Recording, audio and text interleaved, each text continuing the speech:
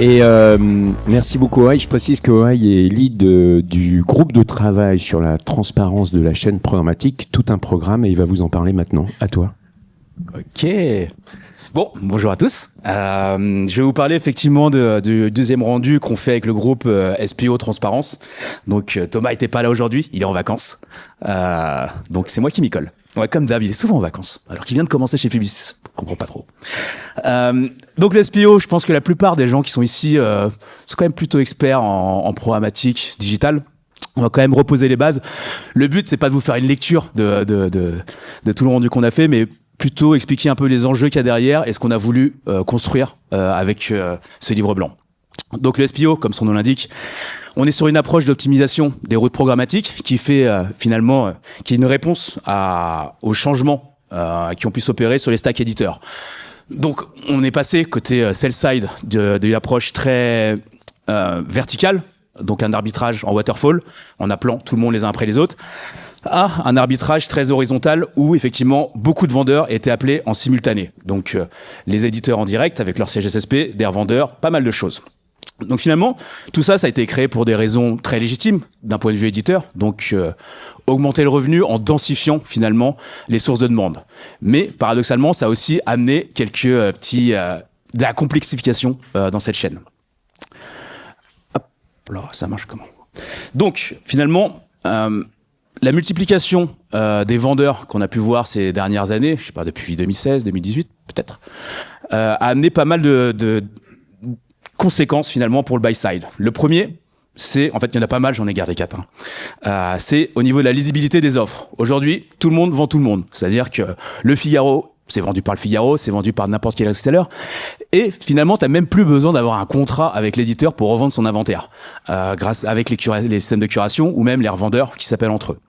Donc finalement, assez difficile pour les bailleurs de comprendre effectivement qui est légitime pour vendre et surtout avec qui il a le plus d'intérêt à acheter.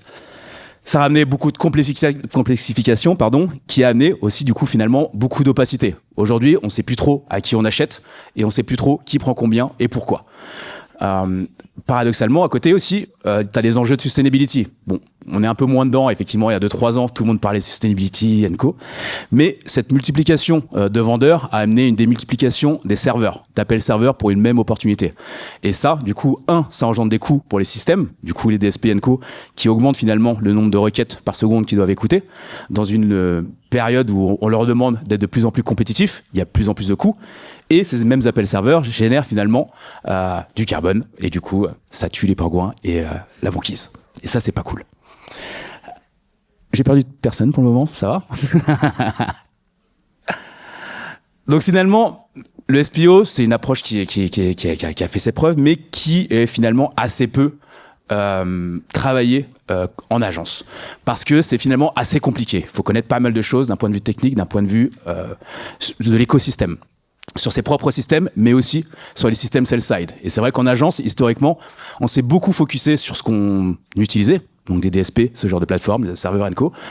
Mais la culture sur le sell-side, on va pas se mentir, elle est assez pauvre. Là, ça commence à changer, puisqu'en fait, on voit les plateformes sell-side et buy-side se confondre. Et du coup, ça oblige aussi le buy-side à s'intéresser et à construire autour des systèmes sell-side. Et du coup, de s'intéresser à l'écosystème dans son entièreté. Donc le travail de SPO, finalement, c'est un travail de compréhension. Compréhension technique. Comment les acteurs sont intégrés. Qu'est-ce que ça implique au niveau de l'exposition publicitaire, des niveaux de synchronisation & co. Donc beaucoup d'éléments techniques à comprendre entre les différents intervenants de cette chaîne. Donc le DSP, les resellers, les wrappers, les systèmes de curation, comment ça s'intègre du coup dans cette chaîne.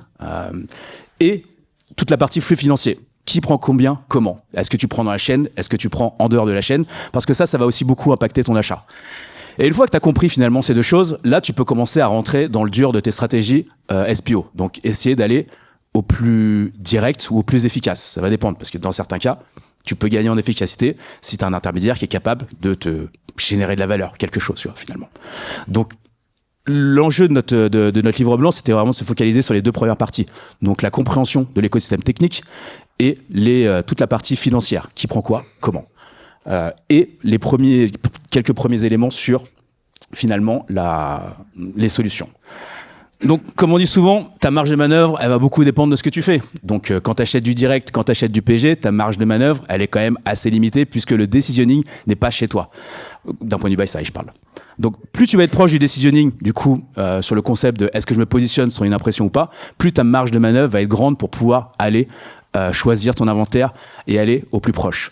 Donc, ça, c'est des mappings, on en a fait pas mal, qu'on a fait collectivement avec le groupe pour mapper finalement ton champ des possibles. Donc, t'achètes chez un vendeur, qu'est-ce que tu peux faire? Est-ce que tu es plutôt dans une démarche de négociation de transparence? Est-ce que tu peux optimiser ton achat? Ce genre de choses. Donc, finalement, ce qu'on voit, c'est que là où tu as la plus grande marge de manœuvre, c'est effectivement sur la partie prog, où là, effectivement, en open auction, tu as la main surtout en fonction des systèmes, encore une fois. Donc, l'objectif de Nature Blanc, c'était de pouvoir restituer l'évolution de la supply pour que les gens comprennent finalement le pourquoi du comment.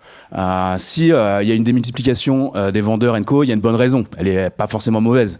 D'un point de vue éditeur, ça leur fait de l'argent, c'est quand même chouette.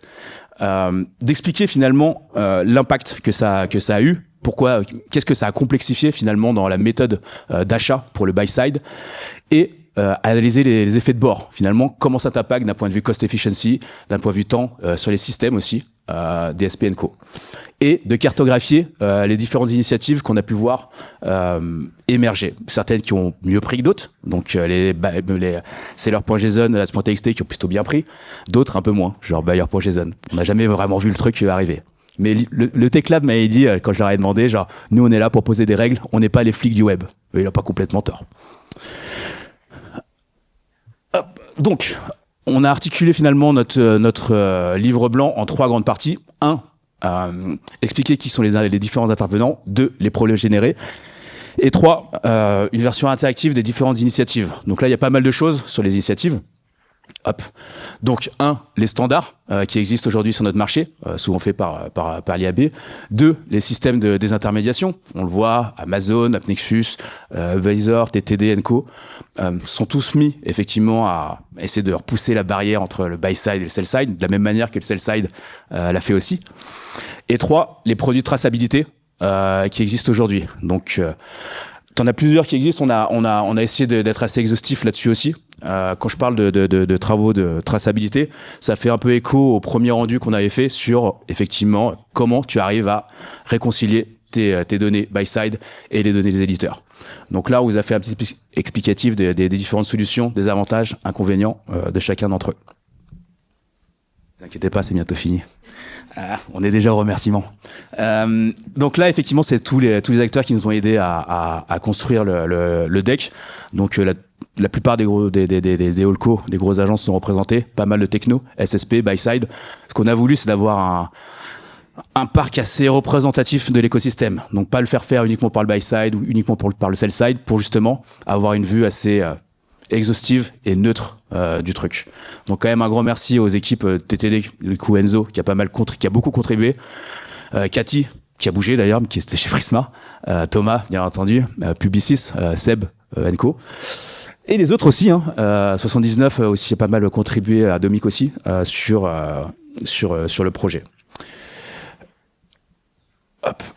Finalement, au bout du bout, ce qu'on a voulu faire, c'est donner les clés de langage finalement au buy side. C'est un livre blanc qui est quand même beaucoup plus destiné aux acheteurs. Donc leur donner les clés de compréhension pour qu'ils puissent effectivement discuter avec les différents intervenants, comprendre finalement leur rôle, ce qu'ils font.